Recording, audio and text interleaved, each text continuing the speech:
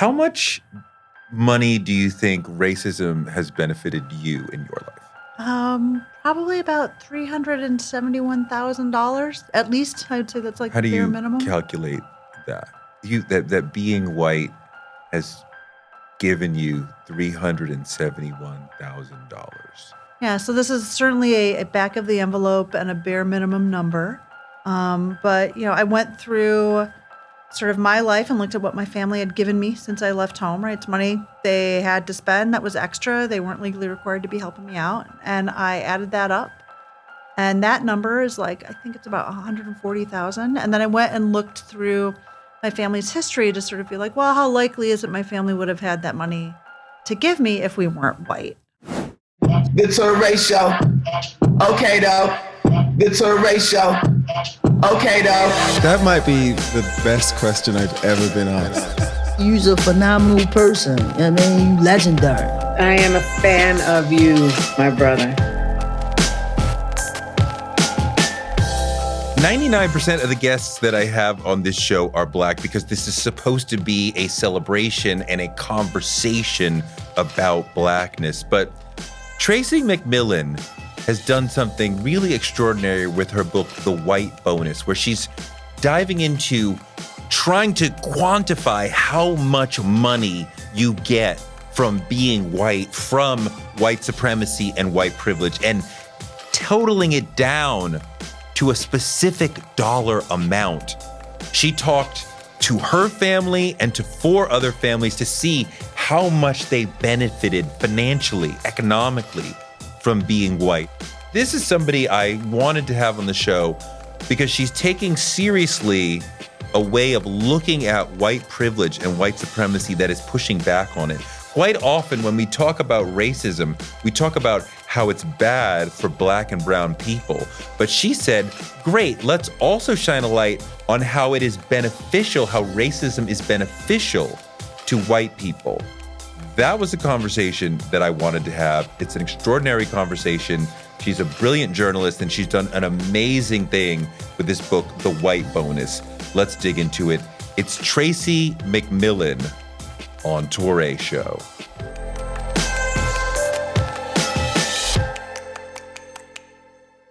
Tracie, welcome. Thank you. It's good to be here. How much money do you think racism has benefited you in your life? Probably about $371,000 at least. I'd say that's like How do the bare you minimum. calculate that? That being white has given you $371,000. Yeah, so this is certainly a back of the envelope and a bare minimum number.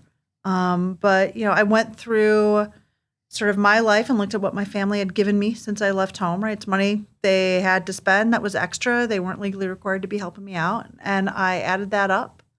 And that number is I think it's about 140,000. And then I went and looked through my family's history to sort of be like, well, how likely is it my family would have had that money to give me if we weren't white? And in my family, it's extremely unlikely, right? All the inheritable money that I ever got came from my grandfather on my dad's side, who became a banker in the 1920s when there were about 250,000 bankers in the U.S. and only 80 of them were Black. So highly unlikely he had that job.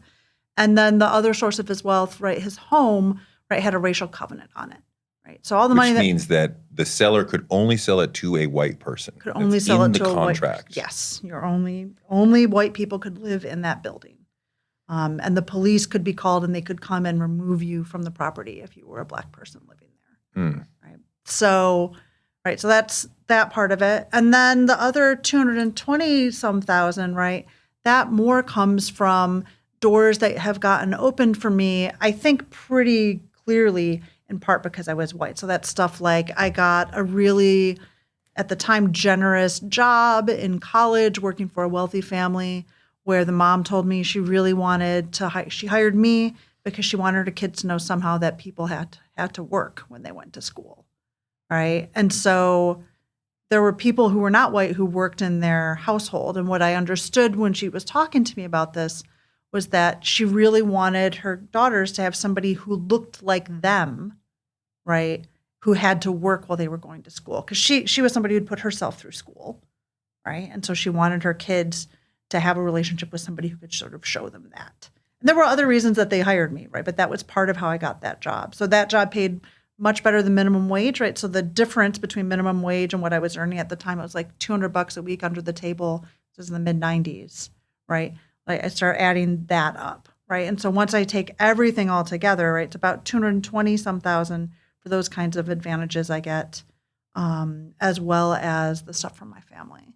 Do you think that, wow, the 370,000, it's a little heartbreaking of like, I mean, obviously I know whiteness has all these advantages and privileges, but then you put a specific number on it and I'm like, do you think that number is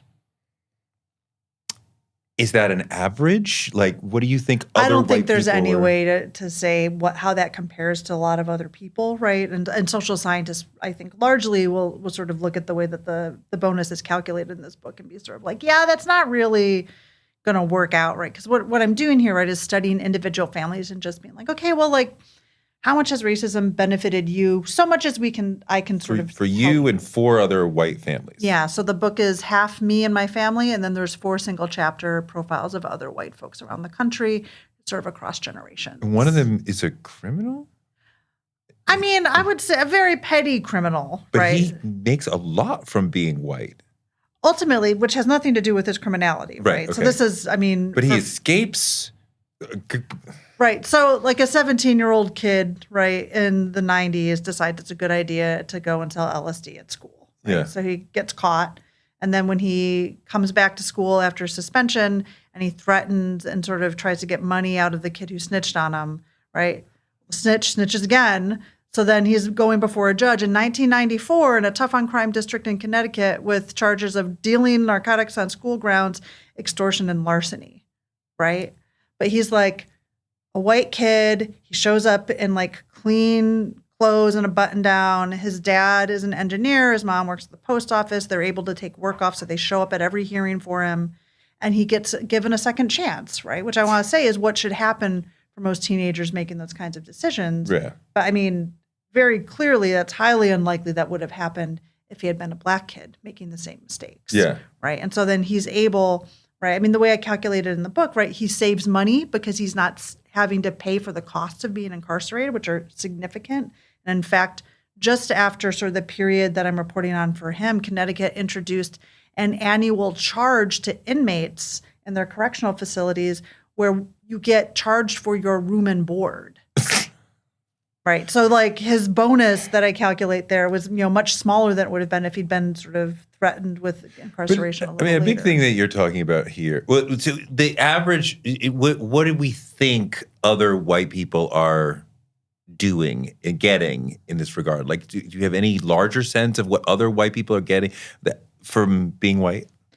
I mean, I think and I would say the dollar amounts that folks get from being white are bigger the higher up the class ladder that you go, right? Mm-hmm. I think that's true. But I think the whiteness is sort of most significant for folks in the middle class, right? Because if you're rich, or if you're up at the top, like the whiteness is sort of like the icing on the cake. You've already been accumulating this for so long. But what, I found in my reporting is that racial advantage is sort of the key to social mobility often, right? Because that's what opens the door to a job or to buying housing or getting an affordable apartment or things like that, right? And it's also where your family is giving you just enough to help you get through sort of big economic milestones, right? So paying for college, buying a home, having a car and insurance just after starting a business, those sorts of things, right? With the way that I calculate the white bonus in this book, right, the biggest numbers are coming from families, like individual numbers are coming from families, big ticket purchases, right?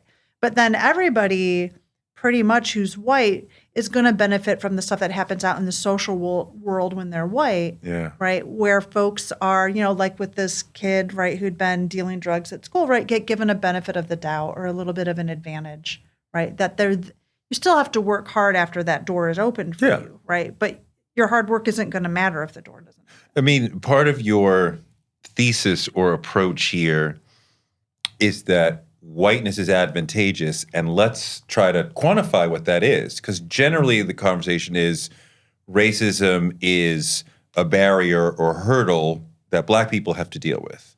But you're like, well, let's look at the other side. Yeah. I mean, psychologists sort of talk about this, right? That folks in the U.S., and this is true actually of both Black and white folks in the U.S., are much more comfortable talking about racism as a disadvantage to people of color than advantage for white folks, right? Because I think for white folks, right, the thinking is like people get sort of like guilty or uncomfortable, and we sort of don't want the attention on us. And then for people of color, right, if you bring this up, right, to white folks, the response is often not particularly productive. Not. Yeah. Right. They and so usually stop talking. Right. I mean, well, lots of things can happen, but, it doesn't, like, moving into a discussion about white advantage is just really uncomfortable for people, right? And so for me, I thought, well, that seems actually really interesting, right? Because as a reporter, my job is to sort of be like, well, what are we not talking about that we should be? What are the stories that we're sort of missing? And this just, the more I thought about it, the more obvious it was, well, like. I mean, your grandfather who becomes a banker and buys a home that legally could not have been sold, he's not racist, or we don't know anything about him. He's not but he's not being racist in these moments when he gets a job as a banker, right? When he buys this home. Right. But he is benefiting from white privilege. Yeah.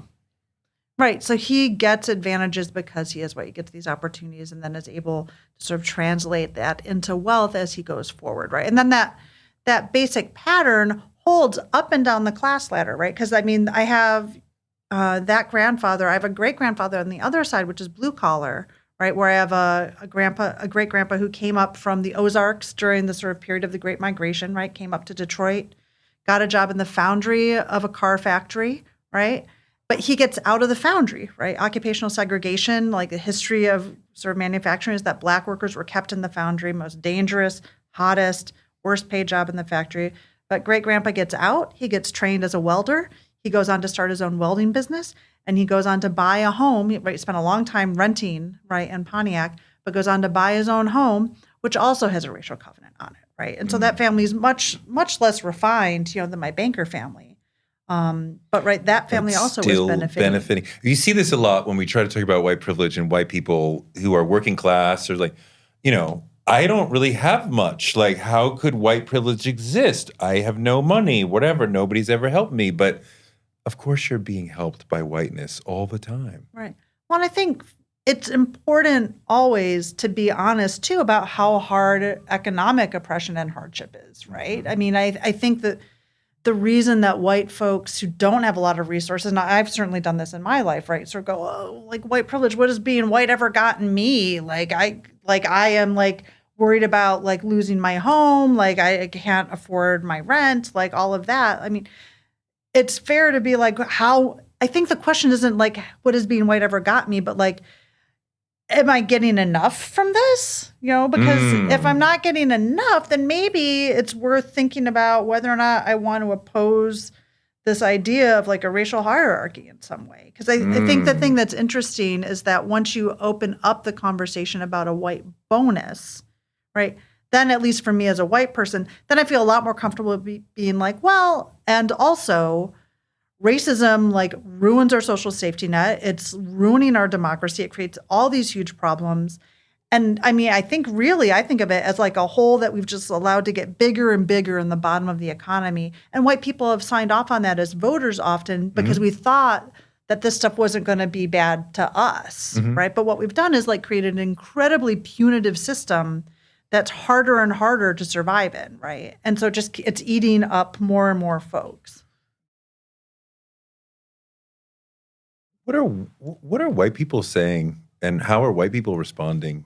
Because I know that generally, and sociologists talk about this, generally when white people in white spaces critique racism, you shouldn't say that or whatever. Right.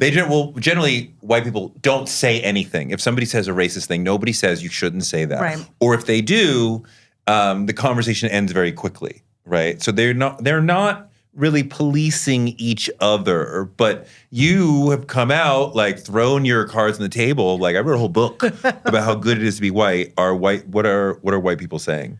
I mean, I haven't been given any memos about this yet. And I will say, You didn't go to the meeting? No, I didn't go to the white lady meeting. And I will say, right, it's interesting. The book has gotten, I've had a lot of conversations with folks on like podcasts and for different media outlets, but it hasn't gotten any national reviews. So folks who are looking for books, right, are not really hearing about it at all. And it had, I feel a little naive that I had found this surprising, but I mean, the truth is that almost exclusively it has been journalists who are not white who have chosen to cover the book, right? So whether they're folks who are at, Black or journalists of color like outlets or folks of color at mainstream outlets who then choose to cover it, that's who's sort of up for having the conversation. And I hadn't really thought through the politics of newsrooms and sort of media so much because I feel like, right, like most of the white people are very uncomfortable with this. And then if you're a person of color in that newsroom, probably your job depends on the white people being comfortable, right? And so it makes it kind of difficult to have that. So I haven't heard that much. I've gotten, a couple dozen nasty emails like through my website. I mean, nothing particularly, anything. And, there's a couple of, nasty reviews on Amazon and Goodreads. But I mean, that's kind of par for the course. But Black people have been much more interested and enthusiastic. There's been a lot more engagement particularly from Black Americans on it. I mean, actually, I got this. It was really lovely. I got a note through my email, like from the website, of like an elderly Black woman named Millie, who like was just like, I really like this. This book is so great, and like blah blah blah. And I was like, okay, well, thank you, Millie. And she called me, right? And she's like, we got to get this out there. I was like, this is really, I'm trying, but I don't know what's going on. You don't know what's going on? What do you mean? I mean, like, I can see why Black people would be excited to have the conversation, even though it's emotional. It's difficult to hear about that, but it's important. Yeah. Well, and I do think, I was trying to write as if everybody was in the room. Like, I think when I wrote my first book, I sort of was in, not in a super articulated way, but my assumption was that I was writing primarily for upper middle class white people, right? And for this book, I wanted to make sure I was writing as if there were white people in the room and there were Black people in the room and folks of other backgrounds, right? But that everybody was there. And that was like a really different way to approach it. For me. And I just felt like when I heard from Millie, I was like, I hope that this is helpful. I think what it does, like for white people, there's been a lot of response of like, oh, I never thought of it this way, right? If folks are not mad about it, they're just like, I never thought about this at all. It's so interesting. And that is not the conversation that I have with Black folks, right, about the book. It's insane to me that an adult white person could say with a straight face, I've never thought about the benefit of being white. That is the place that we live, right? I mean, we don't talk very honestly about our history in this country. Like, I certainly was not taught growing up about, any of the structural ways that wealth was sort of created for white families and communities in mid-century. And when I say wealth, I just mean like security from poverty. I don't it doesn't mean being Elon rich. Musk, right? Yeah. And I mean, for me, it's something I was really shocked by. Like, it's like I not only wasn't told about how the GI Bill probably helped Grandpa and things like that, but like my family didn't tell me that the school district that my mother went to for elementary school, was the Klan blew up 10 school buses in 1970 to try to prevent integration, right? And that like Pontiac was actually the root of white like anti-busing movement, and it was sort of where that idea sort of took form 3 years before it was in Boston. I mean, that was the start of it, was there, right? I never heard about that.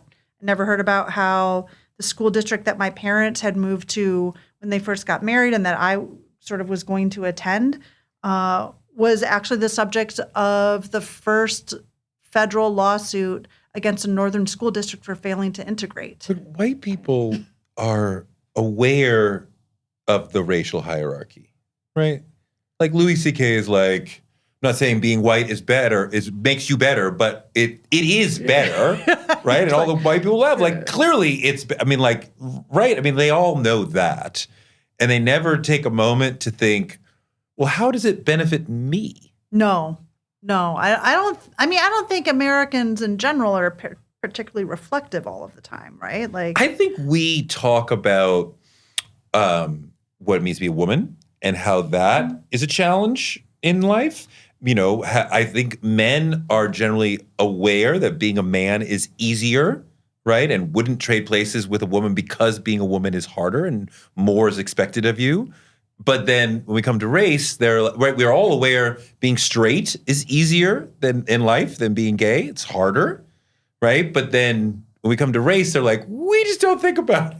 I mean, but I think we understand it instinctively as people who are sort of existing in hierarchies. I don't think a lot of people spend, like as a straight person, I haven't spent a ton of time being like, how is my life easier than it would be if I was not straight, right? I understand that. Right. I have friends who are queer, and so I understand like their experiences are different and things like that. But especially if you're not interacting a lot with folks who are of like the lower like group, and obviously lower in the hierarchy. Yeah. Right. Like, why would you? People just don't think about it, right? They just sort of go through their day, and they're just like, I'm trying to like get through my job and deal with my boss, and I will say, right, like low wage jobs and stuff, it's gotten harder, right? Like I think a lot of people really have to hustle just to keep like from losing shelter. And I do think it takes up more headspace, right? So this idea of like going and like spending time thinking about what would it be like for someone else, like a lot of folks they're just focused on survival. And this is not a purely economic book. You do talk a lot about social bonuses of whiteness, which are not economically quantifiable, but it helps that you are able to slide into a group of white people who are a class above you and become almost invisible, as they don't realize you're working class. They think you're one of them. Or every time you go to a movie, you know you will probably be centered or at least favored in the, right? And how do we quantify? We can't economically quantify the way that the country is set up to make white people happy, especially middle-class white people. But that matters too. Well, I don't know how to quantify like the movie thing you're talking about, right? Where you're just sort of reflected all the time in the conversations around representation. But the stuff where it's like, well, like I'm going to be able to like sneak into a group of people and sort of pass for being one of them.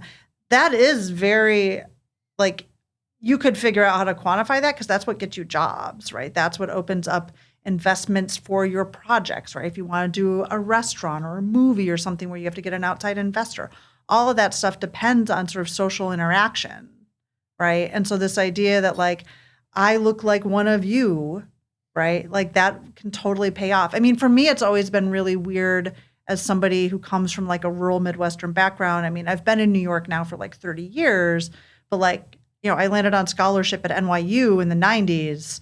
And all of a sudden, people would just assume, right, that I was wealthy because most of the white kids at the school were wealthy, right? And I would have these sort of moments of dissonance where I'd be like, I don't understand what is happening, right? Because there wasn't it was true statistically, most of the white kids at NYU had a lot of money. I mean, I think about how whiteness isn't a challenge, isn't a hurdle in white people's lives. But you go further, you say whiteness has buoyed me up in my hardest moments. Yeah, because in my experience, people generally want to be really nice to like a young white woman who is struggling, right? Like I've had a lot of doors open for me. I appreciate the sympathy. I have needed it when that has been offered, but I think it's impossible to disconnect the fact that certainly when I was younger, right, as a young white woman making very little money, trying to get by in New York, and people wanted to help me. And some of that has to do with my race, not all of it. But I think whenever people were being nice to me, my race mattered as part of that, right? And that was super important, right? I had that job that got me through university, right? Nannying for folks, that was really powerful.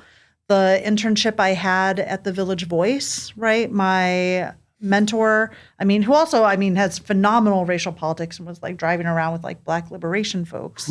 Your mentor at The Voice? Yeah. Who was your mentor? Wayne Barrett. Sorry. I remember him. So Wayne Barrett, right?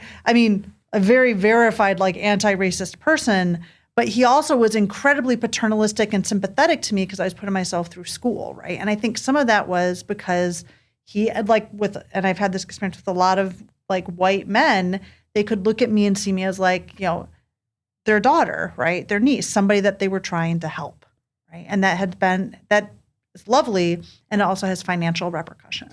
You also talk about, which we all know, the power of your tears.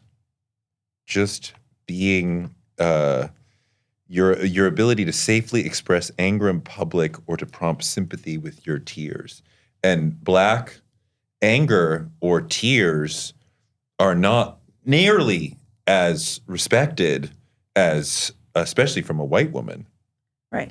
The anger stuff, I would maybe push back a little. I think it's certainly, I think I have less leeway as a woman than white men, but Yes. racially, right, for sure, right? Yeah. People are just like, oh my gosh, like the white woman. For me, it was really weird because I grew up in a family where like there was not a lot of sympathy. Like I learned really early, do not cry, like nobody cares, like suck it up, right? And then I had this experience in my 20s where for whatever reason, I was like taking a flight and the flight got canceled and then got canceled again, and something where I was completely stressed out, and I like burst into tears when like the woman was like, I can't do anything. And I was just like, I'm going to miss my grandmother's birthday party, and super embarrassed, and was like, they're going to be so mad at me. And they fixed it. Because right? you cried. Because I cried, and I was like, wait a minute, nobody had told me that you were I not could do this. then aware that your female peers would cry performatively to get what they need in certain situations? Not the women I hung out with. I think maybe I'd seen it in movies, but like that was just like some other person in a movie, right? Like that wasn't something that I grew up with. Because I remember, I actually tried to talk about it on Twitter once. How did that Where go? do white women learn that this works? And a lot of them talked about, the people who were courageous enough to talk about in their teens somewhere, either they interact with their father in a certain way or someone in authority at school, and they see like, oh, I cried and I got what I wanted. And then later they might understand, like, I could play that card and get something for it. Right. That just was not my particular experience. Part of it might have been, my mom was really sick. I basically grew up without a mom, so I didn't have anyone modeling like femininity for me in that way. Wow. So I didn't learn that. And then, it was just like a rougher household. So it's just like, you're not going to cry because that's just going to create more problems. Yeah. Right. But it was really interesting later on in my life, right, to be like, oh, this is valuable. Like I actually don't need to tamp down that response as much as I thought I did because it might be helpful. So do you think that you cried in other situations knowing? I stopped policing myself as much. Yeah. I think that's like true. What? Tell me what happened. I'm trying to think. I do feel like, I think similar like customer servicey stuff. Just let the tears go. Just being like, I feel like crying. All right, I'll just cry, like, and see what happens. And I don't think I've had anything bad happen. I can't remember if anything really good has happened. But like, I do know that I've been like, I'll just let myself cry and see what happens. Yeah.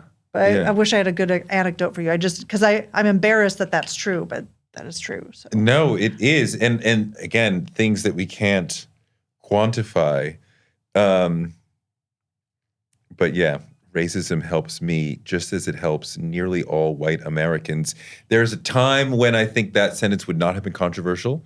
And now, right, we would have a lot of white people be like, no, it's not true. What about affirmative action? Like, you fucking kidding me? Of course it's beneficial. And also, we had affirmative action for white people for a really long time. Still in some instances, right? I'm sure you can track where it still happens. So, this whole idea of being like, well, we couldn't possibly like try to give stuff or open up specific opportunities for people who aren't white. It's just kind of for me, the more I came through the book project, the more I was like, if we believe that like everybody is equal, then probably, and we clearly have given stuff to white people, then we probably just need to figure out how we can make sure we do that for everybody, right? That's just fair. Like this is like Sesame Street level, ethics. Just like that's what we should be doing. We're in a world where there's this Harvard study I keep coming back to. I think it's 15 years old now. It was called "White People See Race as a Zero-Sum Game That They Are Losing." Yeah.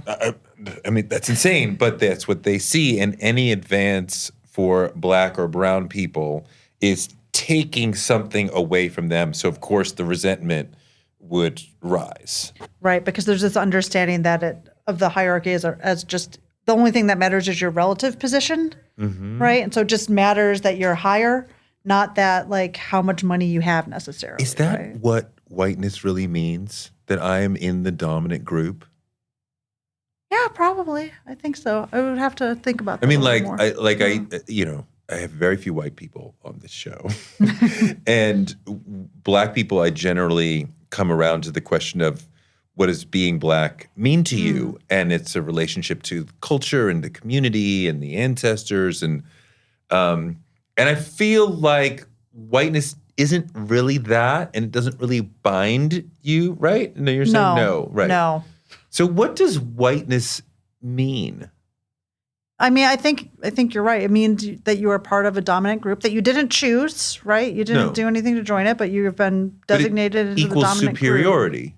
Superiority, which you may or may not understand at all, right? I mean, because I think instinctively, right, people understand which hierarchies that they sort of land in. Humans are obsessed with status. Don't tell me we don't care. We are all thinking about status all the time and communicating it and reading it and everything. Yeah. I mean, I think something for me that's been interesting to realize is that in my interpersonal interactions, right, like I often will take more crap from white men than anyone else because I understand that it's harder for me to fight them on something. Like I have more of an understanding that like if a white man is being unreasonable to me, I have to sort of gauge like what's happening around me and is somebody going to be sympathetic to me or to him? Because often, right, the sort of the patriarchal thing, right, will sort of kick in and I'm going to lose out. I mean, I write in the book, right, where I had a sexual assault incident with a roommate of mine, right, where I get sort of laughed out of the precinct when I go to report it. And I was sort of like, thinking like, what does being white what does it get me here, right? Not very much. But the thing is that the like white racism in favor of whites was working, just it was working in favor of the dude, right? Because it was layered on top of patriarchy, right? And so, I noticed that like with white men, sometimes I'll defer and just sort of be like, I got to work around it.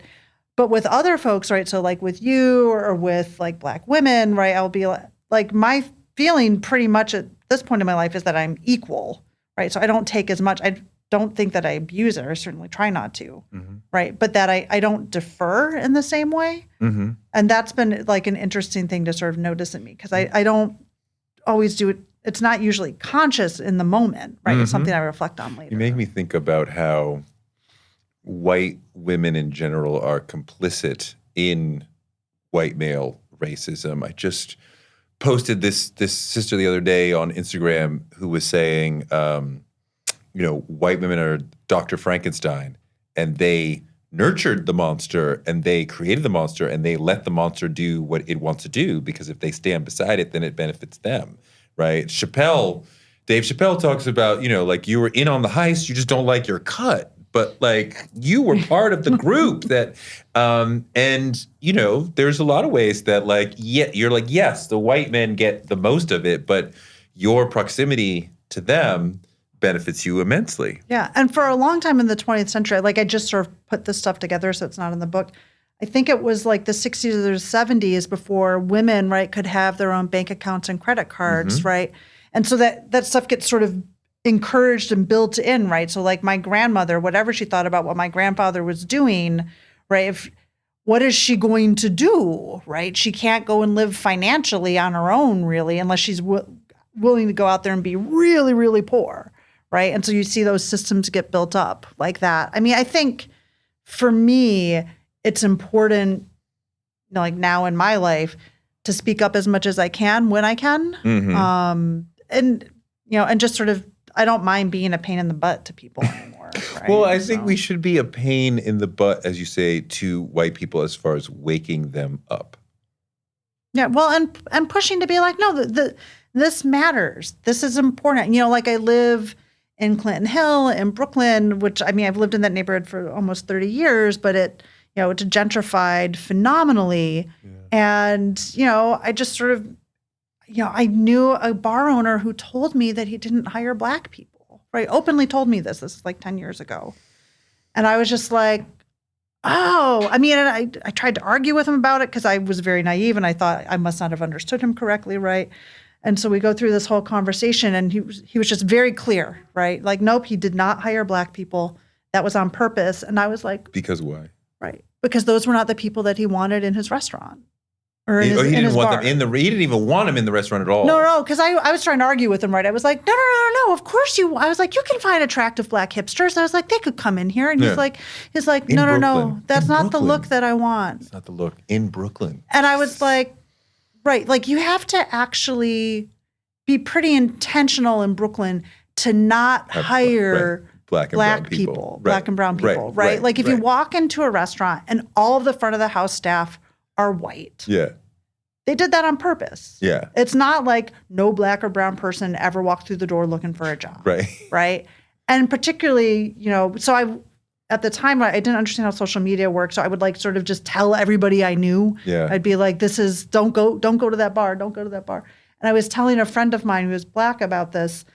And before I got to the part where I was like, and this is what this guy was telling me. He was like, I never liked going there because I was always the only black person in there. And I was like, right, there's a reason. So like, not only did I stop going to that bar and bars where there were like only like white staff, I was like, if you're in Brooklyn and you're in a bar and it's only white patrons, they've cultivated that. Do you talk about this thing we've started to see where black homes are sold for less? Oh, the appraisals. Yes. I don't dig into that there because it didn't show up in any of the specific narratives, but it's huge, right? Like poor Nathan Connolly and his wife, rest in peace, right? With in Baltimore with that. And that stuff is wild, right? There's hundreds of millions of dollars that should have transferred to the black community that didn't because the houses were appraised differently because they're owned by black people.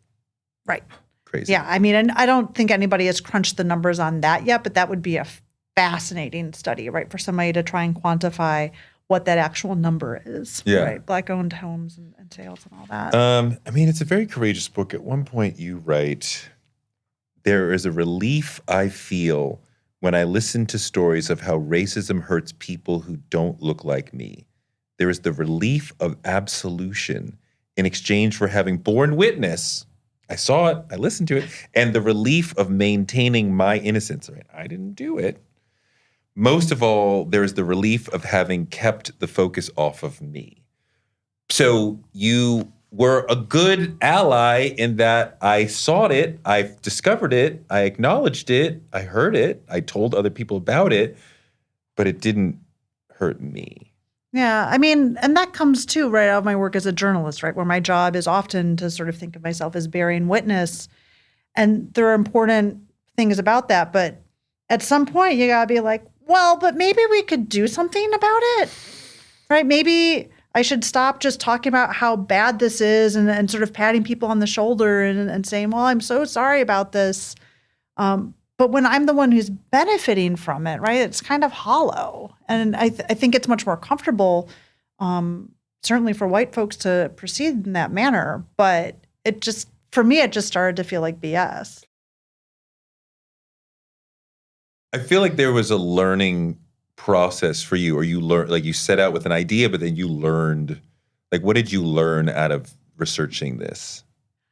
Really how bone deep racism runs in this country and how much it has really shaped my life. Right before I did this book, right, I understood racism happened and knew that was bad, and I didn't want racism to be happening, right? But it felt like it was somebody else's problem.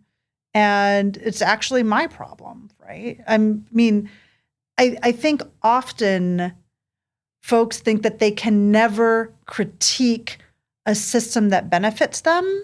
Right. And Right. that seems ridiculous to me. Like, there are things about capitalism that are beneficial to me.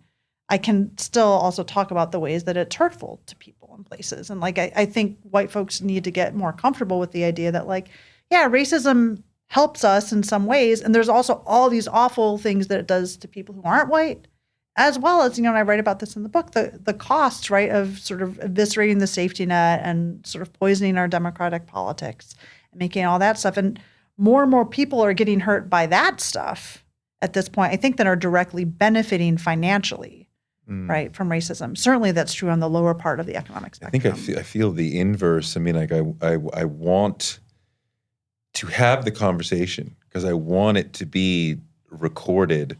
But I mean, it hurts to hear about, to quantify. I mean, like, I know intellectually that whiteness is beneficial, but I don't sit around and think about like exactly how, because that is painful. Yeah. But then you're like, let's lay it out carefully. And I'm like, grateful that you did, but it also hurts. Yeah. I don't have a solution for that because I think it's also, for me, it's enraging, right? Like, to read it, I would imagine that if I'm feeling that as a white person, right, like that's not a unique experience for me. But I don't see how we can dismantle racism in this country if we're not honest about how it actually operates, For right? sure, And for so for me, I was like, well, I'll try this and we'll see how it And goes. to really nail down the idea that it is beneficial for white people, even though that doesn't make them want to dismantle the system. No, but it means that we can talk about the cost. And I think for me, that's the thing. Like, I really liked Heather McGhee's book, The Sum of Us, right, which is sort of talking about the ways that racism sort of hurts everybody, right? And we all have to come together. And I think that's a powerful idea and something I want to talk about. And I also feel like as a white person, that's like a little much for me to start walking around talking about how racism hurts me, right? Like, that's not appropriate. And also, if we could sufficiently dismantle or disarm racism by listening to what it's like for people of color, right? And like, maybe it would be over by now. Like, we have been doing that. Like, people of color have been telling us, like, for a very long time, that this is bad, this isn't working, this is hurtful, all that, and we don't listen. I mean, it's not, I feel like some white people think that it's about feelings.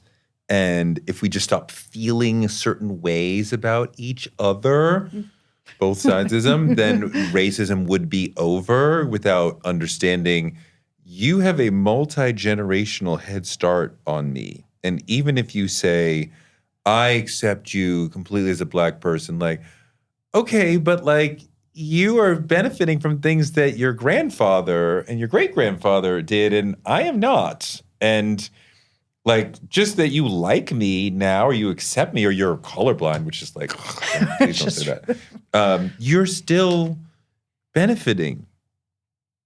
Yeah, I mean,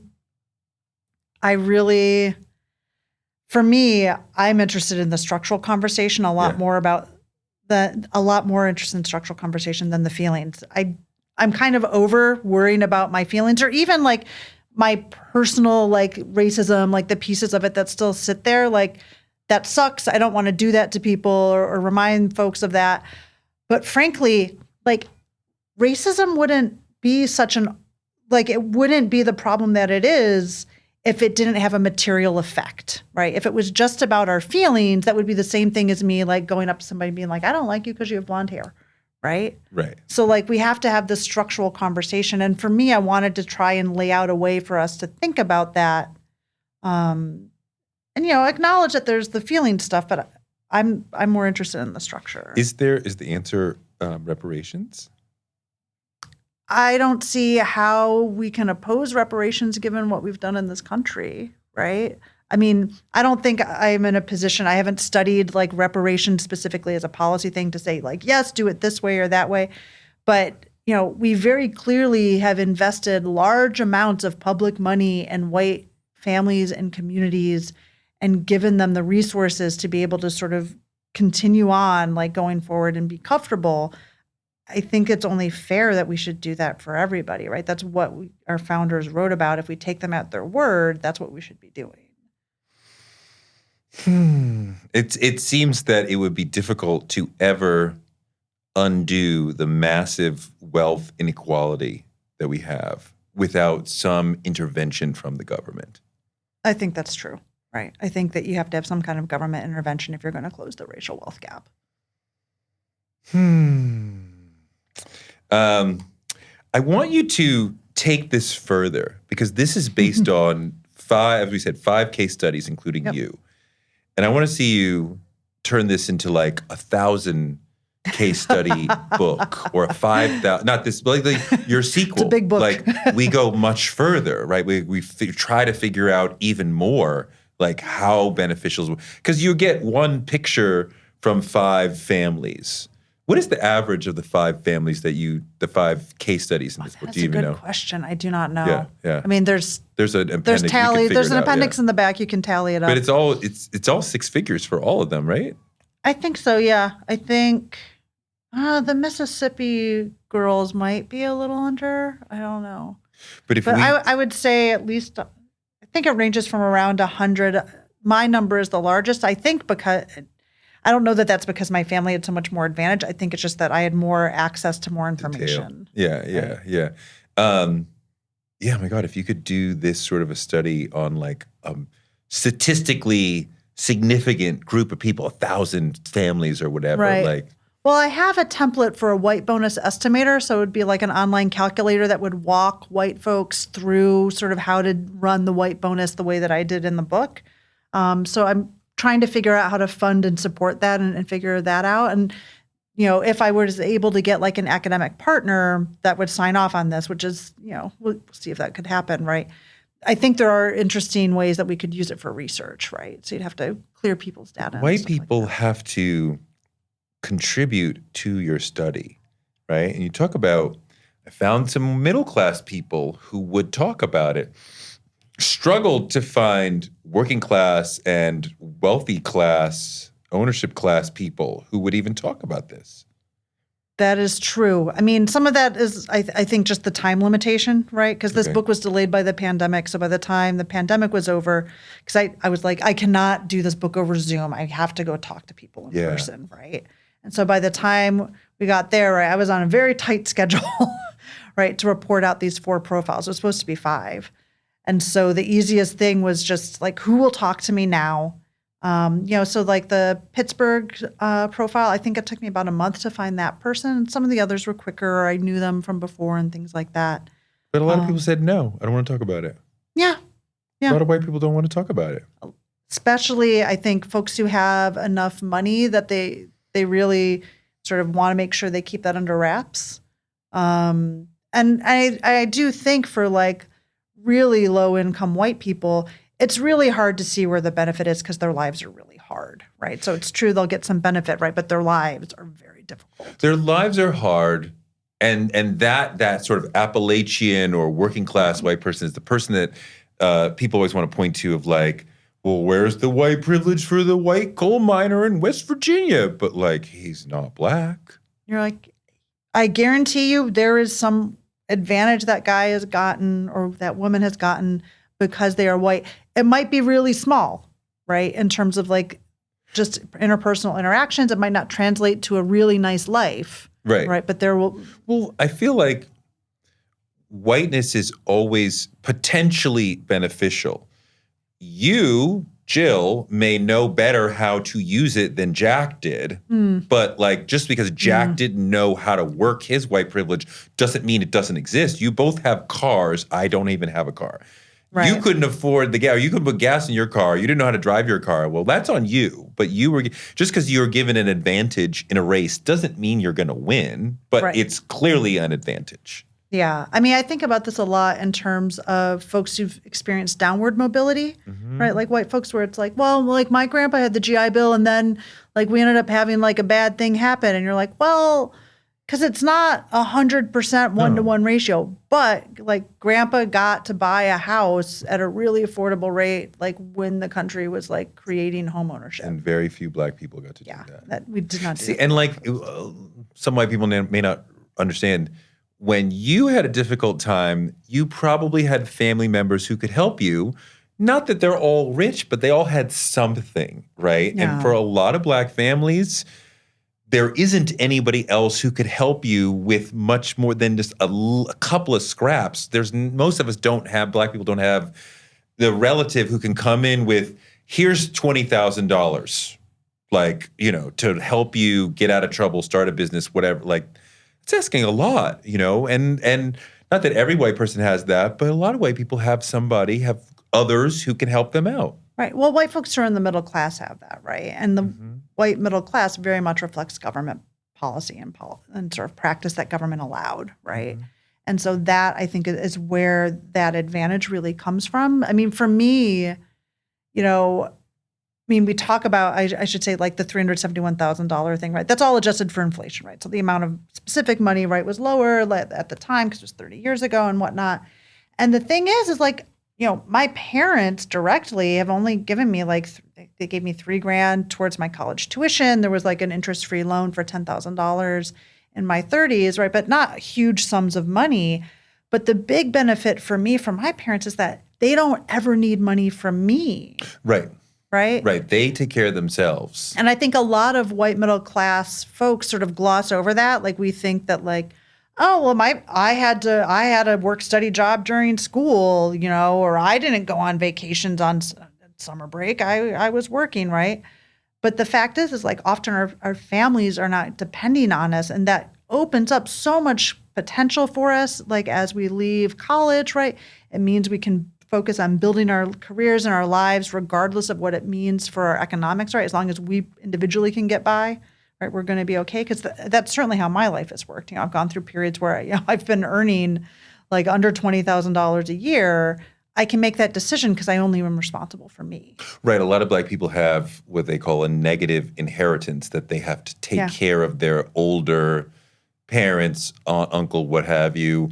So I have to pay, but white families, quite often, they can take care of themselves. That's what you're saying. Yeah. I mean, also, I think about when you go into the publishing house, almost everybody working there is white, because to start in publishing, you have to start on the lowest level where you make like $20,000 a year. That is not, you cannot live in New York City on $20,000 a year. So that weeds out anybody who does not come from the upper middle class, because your parents have to help you when you have your first job at Simon & Schuster or Holt or wherever. And then you get to move up over time into an actual adult salary. But there's no stated barrier, but there is a virtual barrier. Right. Well, I think the phrase in publishing is that the salaries were considered dress money originally, right? Mm-hmm. And I think, you also have to think, you also can't take those jobs if you have student debt, right? So in order to be like, I'm going to go work in publishing, you got to be like, I can totally survive even if my family's paying me. I don't have all this debt and all that stuff. And I think it's often also true in journalism too, right? Like, certainly they're moving away from this a bit now, but like the whole use of unpaid internships, right, to get into journalism, right? I put off getting an internship in journalism until my last year of college because I was just like, I can't go work for free. Why am I going to pay NYU thousands of dollars to go work somewhere for free? Like, that seems crazy to me.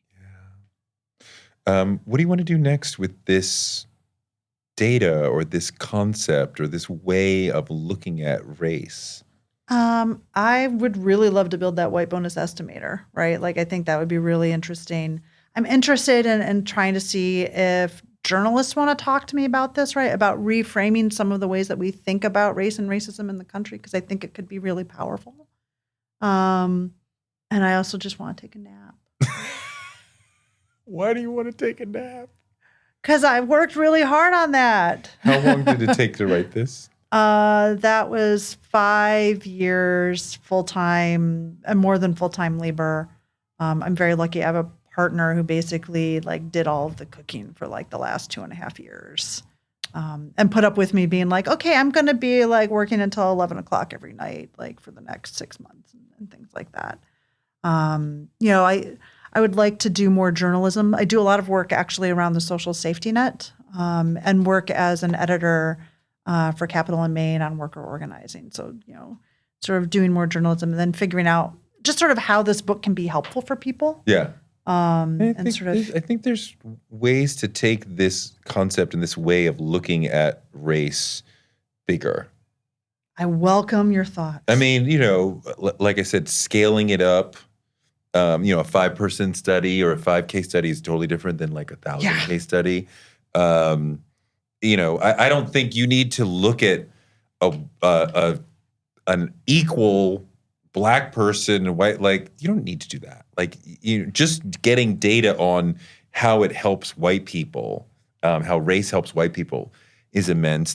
I imagine there's perhaps a documentary in this. Sure. I'll take it. You're such a writer. I wrote a book. I don't know what else to do. Well, it's overwhelming, right? I'm like, there's so many things I could do. I would love to make it into a documentary. I would love to make the estimator project, because for me, like this idea of having sort of like an almost BuzzFeed like quiz, right, where you can just sort of mess around for 3 minutes and you get a number just to get you to start thinking, like as a thought project, right? This has been really interesting talking with folks where they're like, I really never thought about it like this, because it's really concrete, right? Instead of me being like, well, Joey, being white's been really helpful for you. I'm like, well, here's a set of questions. And by the way, I did it on myself, right? That was really important when I was doing the reporting, right? I wasn't just going up to random white people and being like, hey, could you tell me what it's like to be white? I have no idea. I was like, okay, I'm doing it too, guys. So figuring out what about it can be useful for people. Mm-hmm. I'm glad I got to do that project. I just want it to be of use. And so it sort of depends a little bit on folks out in the world, like what they think like they can make with it. I think it's very useful and very powerful. And I think it's important. And I think it reframes the conversation, as I've said, about let's talk about the benefits that white people accrue. And you see the white people like stiffen up, run out of the room. I don't want to hear about that, but for sure. I do hope that at the very least it'll help more white people get comfortable with talking about that, because I don't see how our country can stay a democracy if we don't actually get more comfortable talking about that. But the social, is there a social penalty for white people to talk about race? It depends on which white people you're hanging out with, mm-hmm. right? Mm-hmm. I think for me, there's not that much social penalty, but my father did disown me. So about this, over what? It's actually in the book I talk about abuse that was happening when I was growing up, because it was so important to my financial life. Yeah. And so that's what my father objects to. He objected to you talking about what happened in this book. Yes. He disowned you over this book. Yes. When did this happen? This disowning? About a year ago. Did he called you and said Tracie, I'm done with you? I got a 2-page letter, handwritten. Handwritten. It was not very nice. It was not very nice. I'm never speaking to you again? That was the last part of it, yes. Or no, that was somewhere in the middle. It was 2 pages long. My dad is not a writer. He's clearly very hurt by this, and I want to give him some grace, but he was very mean to me about it. And, we had done the last interview with my dad and stepmom last May. My partner came with me. And I had told them, we'd done a couple of interviews with them talking about family history and things like that. I said, okay, well, now we need to talk about stuff that happened when I was growing up, and to talk about some of the hard stuff that happened, right? I was not going to be here's the specific fight that I remember that I'm scarred by and really upset by, so on and so forth. But But it was interesting, because my parents now will say that like, oh, we had no idea that you wanted to write about this, which seems not credible to me. But, before we turned on the recorder, they spent an hour talking to me about their money and the inheritance that they were planning to leave me, which was something they had only brought up like the year before, and spent like this whole hour like walking through, very, not saying it directly, but basically being like, here's everything we're going to give you if you just don't talk to us. So roughly the inheritance that they were talking about would have been about $350,000. They would have given you $350 if you didn't talk about. Well, they would have kept me in the will and provided that the will did not change, right? That's what would eventually show up. And you were like, no, I'm going to tell my truth. That's not the language I use, but yes, I was like, you can't. It's quite a dilemma. Well, it is, but it's also, I have enough financial stability. Like, I wasn't raised to think that I was going to have an inheritance. So nothing about my financial life requires me to have a big chunk of money coming to me later on. It would be nice. That's more than my net worth. That would be amazing, right, to get that money. But I don't need it to survive. And I didn't earn it. And I don't respond well to bullying, I was just sort of like, I don't care, and I don't think that's true for, a lot of people. I do think like a lot of white folks don't bring this stuff up because of their families, right? Because once you start talking about all the things we never talk about race and the ways that it advantages white people, it implicates your parents and your grandparents, right? So you got to start looking at what they do, and that makes people really uncomfortable. So even when I didn't realize how honest I would need to be to finish the book. That was something that sort of evolved over the project. But I also knew that my relationship with my parents was such that if, it was flawed enough that this book wouldn't be, if the relationship couldn't survive the book, then it wasn't much of a relationship to begin with, right? And that I was okay with that. Whereas I think for a lot of white people who have stronger relationships with their parents, right, it's much harder, right, to sort of make that kind of decision. So you have this conversation, you turn on the tape recorder, and you start asking him about the abuse in general. Well, a range of things that happen in my household, right? Because it's very complicated, right? My mother was very sick, and my father made a bunch of decisions about that are interesting and things like that. So just sort of walking through chronologically, okay, so this happened and this happened and this happened, and then being like, all right, I gotta. I didn't talk to y'all for 5 years in college, and it was over this stuff that was happening. And, and this is why I was like incredibly poor in college. This is why I had to write about it, right? Because part of the way that I've experienced the world I've been on my own since I was 19 years old, right? And that was really hard, and that shaped my experience of the world and equity and all that stuff. And it's also in some ways like the root of sort of whatever emotional empathy I have for folks when they talk about racism, right? So like to talk about my experience of the world, I have to talk about this thing. And it wasn't right for me to write about it without talking to my dad and my stepmom to get like their side of what had happened. So initially in the interview, they were like, well, that stuff happened. We don't really want to talk about it. Like, we don't remember details. And, now, they would say that I'm making things up, but that's what they've always said. So, except for the first time on tape. So there's no relationship now? Nope. But, for me, it was an interesting thing where I was like, right, this relationship has always actually been like this, and I spent a lot of time in my 30s, like learning how to just sort of gloss over that to maintain a relationship with them, because I wanted, a loving relationship with my family and hoped that maybe things had changed and things like that. And it's also, I don't know, other folks have ever tried to like just not talk to your parents when everybody else in your family talks to them, but it's very hard, right? So I was like, well, it's worth keeping and trying to figure this out, and I love and care about them, even if the stuff is difficult, and maybe we can find a way together. And that's not where my dad and stepmom are at. Like, so all right, like that's what that is. It does take some courage to write things about your family that is hurtful to them. Yeah, I feel like I grew up like just feeling, I think this is part of sort of my relationship to sort of issues around race. Like I just didn't grow up feeling very entitled to very much. I mean, which comes out of some of the abuse that was happening. But there's a way where I think that that's part of what has allowed me to do reporting on poverty. And it's something that has, in social interactions, especially when I was younger, because I was very sort of naive and young when I mean, everyone's young when they go to college, right? But like I was really, like I was very childlike, right? And I grew up in a place that was, 97% white. I'd never been in a place as diverse as New York City. I'd had a couple of Black classmates here and there and things like that. And I'm sure I stepped in it, like about sort of racial norms and things like that.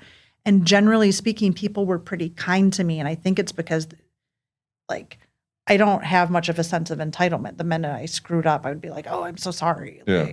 And things like that. So like, right, it's this weird thing where like there's so much that was hard about the way that I grew up, but so much of it also like created like these skills that I have, right, for getting by that actually become very useful for the kind of work that I do now. Well, congrats on the book. Thank you. Congrats on writing something that I think is really important. And I think the way that you have shifted the conversation about race is really, really valuable. So yeah, congratulations. Thanks. This was really awesome. Thanks so much to Tracie for a great interview, and thanks to you for listening. Touré Show gives you fuel to power your dreams because you can use your dreams like a rocket ship to blast you into another life. You can make your dreams a reality. Maybe this show can help. You can find me on Twitter at Touré and on Instagram at Touré Show. Touré Show is written by me and produced by Ashley Hobbs. Our editor is Ryan Woodhall. Our booker is Ray Holiday. And we're distributed by DCP Entertainment. And we will be back next Wednesday with more amazing guests because the man can't shut us down.